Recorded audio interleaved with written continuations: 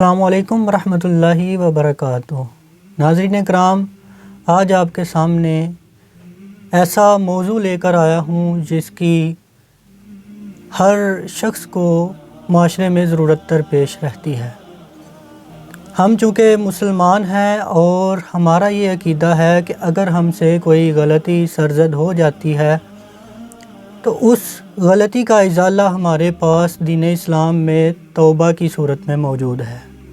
چنانچہ توبہ کیا ہے، توبہ کی اقسام، شرائط اور اس کا مفہوم کیا ہے، نیز توبہ پر اجر کیا ہوتا ہے، اس حوالہ سے آج آپ سے گفتگو ہوگی۔ ناظرین کرام، سب سے پہلے تو توبہ کا مفہوم ہے۔ توبہ کا لفظی معنی ہے لوٹنا، رجوع کرنا، پلٹنا۔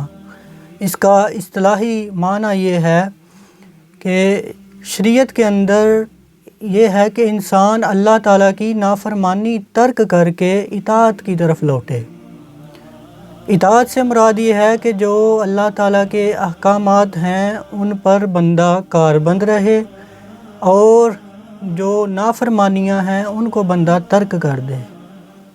تو اطاعت پر کاربند رہنا، اللہ تعالیٰ کے احکامات پر عمل کرنا، دراصل یہ توبہ ہے۔ توبہ کا اجر کیا ہے، تو اس حوالہ سے اللہ تعالیٰ ارشاد فرماتا ہے، اعوذ باللہ من الشیطان الرجیم، بسم اللہ الرحمن الرحیم، مگر وہ کہ جو توبہ کرے اور ایمان لائے اور اچھے کام کرے تو ایسوں کی برائیوں کو اللہ تعالیٰ بھلائیوں سے بدل دے گا۔ اس آیت کی تفسیر میں حضرت امام بیضاوی ابو عبداللہ ناصر الدین بیضاوی رحمۃ اللہ تعالیٰ علیہ آپ رقم تراز ہیں۔ آپ فرماتے ہیں بِأَن يَمْحُو صَوَابِقَ مَعَاصِيهِمْ بِالتَّوْبَةِ کہ اللہ تعالیٰ توبہ کے ذریعے جو پہلے گناہ ہوتے ہیں ان کو اللہ تعالیٰ مٹا دیتا ہے۔ اسی طرح آگے آپ مزید فرماتے ہیں کہ اللہ تعالیٰ ان گناہوں کے بدلے میں اطاعت کی توفیق عطا فرماتا ہے۔ پھر آپ فرماتے ہیں اطاعت کی توفیق تو اللہ عطا فرماتا ہے، اس کے ساتھ ساتھ اللہ تعالیٰ یبدل ملکۃ المعصیۃ فی النفس بملکۃ الطاعۃ، اللہ تعالیٰ گناہ کا جو ملکہ ہے، انسان کے اندر جو گناہ کا ملکہ ہے، اس کو اطاعت کے ملکہ میں تبدیل کر دیتا ہے۔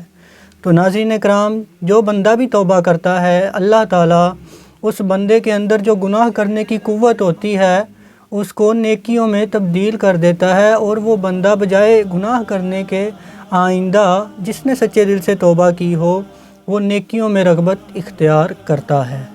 توبہ کس طرح کی ہونی چاہیے، تو اس حوالہ سے اللہ تعالیٰ ارشاد فرماتا ہے یا ایھا الذین آمنوا توبوا الی اللہ توبۃ نصوحا کہ اے ایمان والو اللہ کی طرف ایسی توبہ کرو جو آگے کو نصیحت ہو۔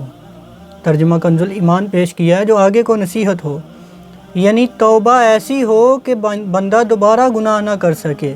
تو اس آیت کی تفسیر کے حوالہ سے حضرت سیدنا عمر بن خطاب رضی اللہ تعالی عنہ کا فرمان ہے کہ التوبۃ النصوح، توبۃ النصوح سے مراد یہ ہے ان یتوب العبد من الذنب وهو یحدث نفسہ انہ لا یعود، کہ توبۃ النصوح سے مراد یہ ہے کہ بندہ اپنے ضمیر کو یہ پختہ ارادہ اس پر وارد کرے کہ دوبارہ یہ گناہ کبھی بھی نہیں کرنا۔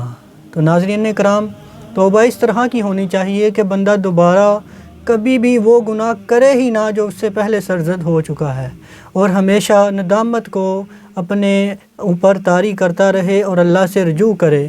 اسی طرح توبہ کے متعلق یہ ہے اہل سنت کے نزدیک توبہ کے صحیح ہونے کی 3 شرائط ہیں، یعنی توبہ 3 شرائط کے ساتھ صحیح ہوتی ہے۔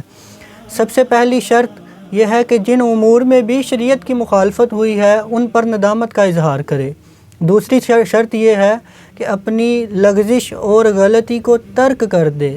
تیسری شرط یہ ہے کہ جو گناہ بھی بندے سے سرزد ہوا ہے وہ آئندہ سرزد نہ ہو۔ تو فرمان نبوی صلی اللہ علیہ وسلم کے مطابق التوبۃ ندم، توبہ ندامت کا نام ہے۔ یہ حدیث پاک کشف المحجوب میں سیدی داتا صاحب رحمۃ اللہ تعالیٰ علیہ نے نقل فرمائی ہے کہ توبہ سراسر ندامت کا نام ہے، اور ندامت کی 3 اقسام بیان کی گئی ہیں۔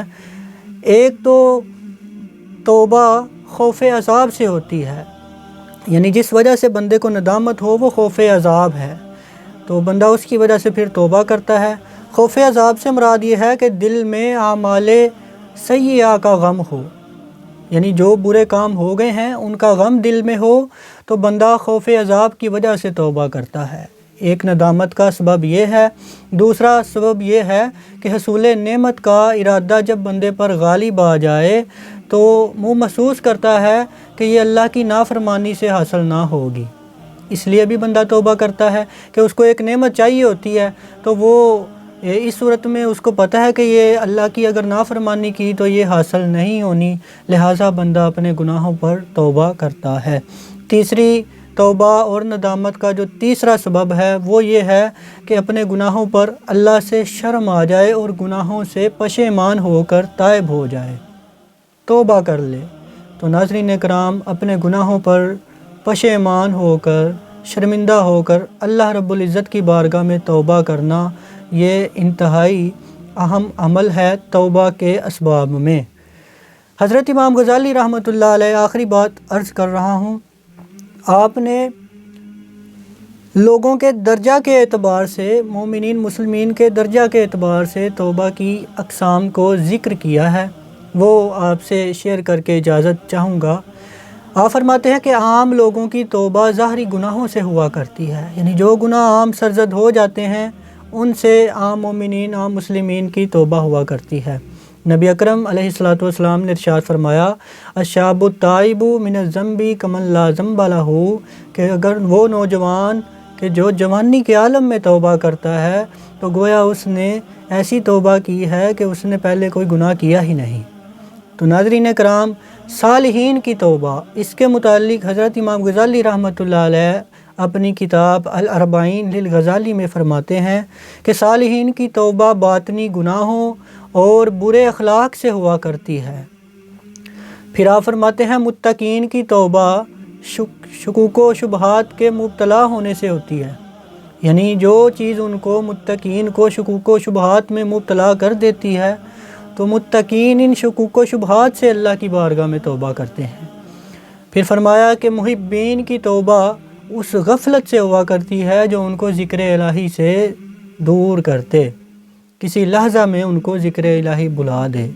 عارفین کی توبہ کا مقام یہ ہے کہ وہ جس مقام پر پہنچے ہوئے ہوتے ہیں تو اس سے اوپر کا درجہ ان کو پہنچنا تھا لیکن وہ وہیں پر ٹھہرے، یہ عارفین کی توبہ ہے۔ وہ اپنے اس مقام پر توبہ کرتے ہیں اور اگلے مقام کے لیے اللہ کی طرف رجوع کرتے ہیں۔ روایت ہے کہ گناہ سے توبہ کرنے والا ایسا ہے جیسے اس نے گناہ کیا ہی نہیں، اور گناہ پر قائم رہتے ہوئے گناہ سے استغفار کرنا اللہ تعالیٰ کی آیات سے مذاق کرنا ہے۔ اس سے مراد یہ ہے کہ اگر ایک شخص توبہ کرتا ہے، پکی سچی توبہ کرتا ہے، تو وہ گویا اس نے گناہ کیا ہی نہیں، لیکن اگر بندہ توبہ بھی کر رہا ہے اور ساتھ میں برے کام کو، برائی کو بھی انجام دے رہا ہے، برائی بھی کر رہا ہے، تو یہ ایسا ہی ہے جیسے اس شخص نے اللہ کی آیات کے ساتھ مذاق کیا۔ تو ناظرین، اللہ رب العزت سے دعا ہے کہ اللہ تعالیٰ ہر ایک مسلمان بھائی کو توبۃ النصوح کرنے کی توفیق عطا فرمائے اور ہمیں اچھے اعمال کرنے کی بھی توفیق عطا فرمائے۔ السلام علیکم۔